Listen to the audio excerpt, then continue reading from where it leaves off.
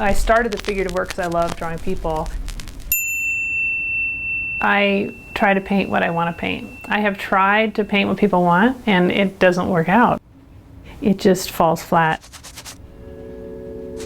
When I'm starting a painting, I first come out and mix all the colors on my palette.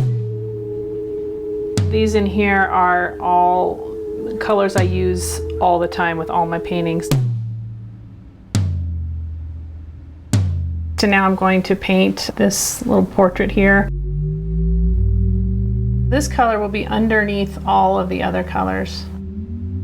And I'll go and do the whole painting with this in all the dark areas. As I go along, the painting starts to talk to me and tell me what areas I need to be focusing on. You see which areas are going to hold the interest and how the composition will come together.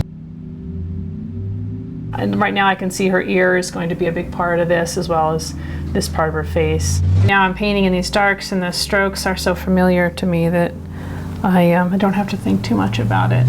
The brush kind of knows where to go. So there she is, pretty much, roughed in. But before I add color, I add blacks. I use black very sparingly because it just can get a little overwhelming, a little dark. But I'll just put in some of these in her hair. I want to make sure that the hair and the face kind of flow together, and there isn't a jarring disconnect there, it's like she's has a wig or something. So after this dark, I add my red highlights. There's a lot of red in skin tones, especially in the cheeks and hands, feet, any point that seems kind of have a red hue. Put a little on the neck, usually, because there's always red on the neck.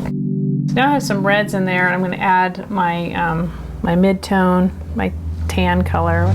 I'm going to work on her face, and this medium brush is probably about the biggest size I want to use on this face.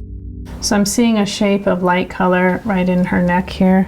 I will draw that shape in and move on. So I can see now where I'm going with this painting. I work the same every time I do a painting. I paint the same way.